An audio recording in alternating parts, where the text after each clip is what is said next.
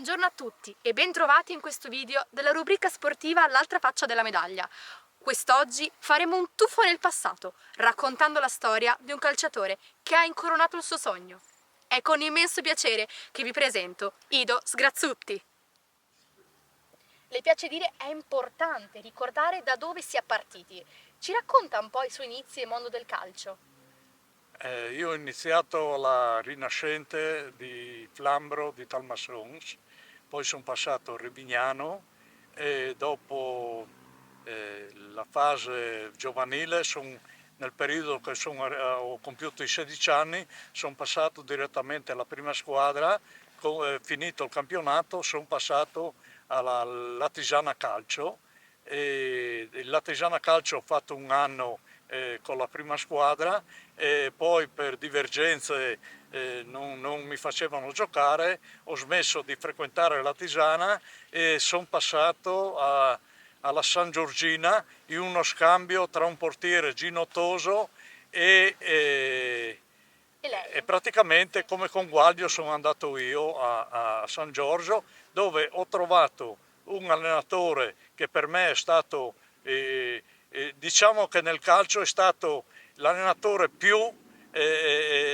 positivo che ho avuto io, anche se Lei era questo ed allenatore? era Silvano Moro, Silvano Moro, ex Milan, giusto? ex Milan, ex Padova, di Nereo Rocco, ex Udinese, e lui praticamente con la sua capacità mi ha portato ad evolvere, A diventare il campione che è a diventato. diventare, perché poi da lì sono passato ai semiprofessionisti, sono passato all'Udinese che Sì, prima di arrivare all'Udinese, c'era una frase che diceva sempre il suo mister, il suo allenatore, che le è rimasta impressa.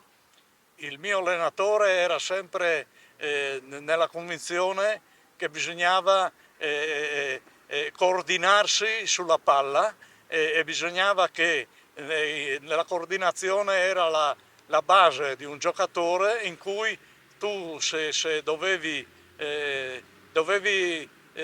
arrivare non alla perfezione, ma assimilare la perfezione e mandare la palla nel momento giusto, nei posti giusti. Al momento giusto, nel posto giusto. Questa è una regola del calcio, a suo parere. E se le dicessi Varfe, cosa mi risponderebbe? È un acronimo, possiamo dire. È Ed è, l'acronimo di la vista. dice la V, velocità, A, agilità, R, resistenza, F, forza e elevazione, cioè che sono le componenti fisiche perché uno per fare il calcio Deve assimilare queste deve componenti. avere, cioè la natura deve dargli quelle possibilità per poter partecipare a livelli competitivi al gioco del calcio.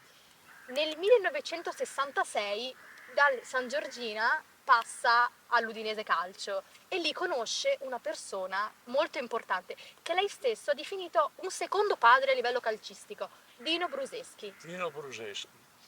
Sì, io passando dalla San Giorgina all'Udinese ho trovato il presidente Dino Bruseschi, il quale siamo andati a parlare di contratto e, e lui ha riconosciuto delle mie difficoltà perché io ero un fabbro ferraio, ero un saldatore che lavorava in una ditta a Basaglia Penta, ero stato licenziato e nella mia difficoltà familiare lui mi ha aiutato e ha dato le possibilità di continuare a livello calcistico a giocare con Mi l'Udinese. dico una data, 2 febbraio 1969.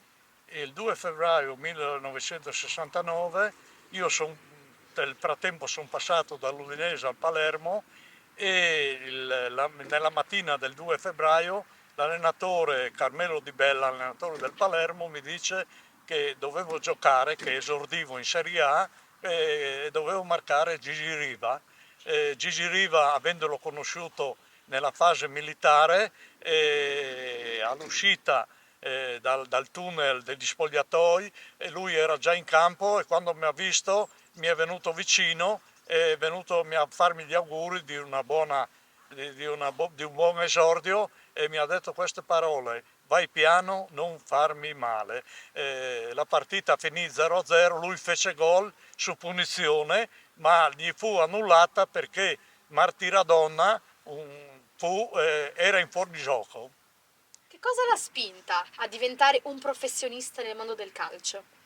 E la spinta è stata una spinta di una grande maestra nella vita, mh, una maestra eccezionale, ed è stata la miseria, perché venivo da una famiglia con 6 figli, con problemi familiari, e praticamente è stata una spinta per poter emergere, per poter uscire da questa situazione. E quindi prima abbiamo parlato di Dino Bruseschi, e io ho messo dentro tutta la mia volontà e accompagnato molto dalla famosa maestra Miseria. Miseria. E con queste stupende parole noi vi salutiamo e vi ringraziamo per essere stati con noi.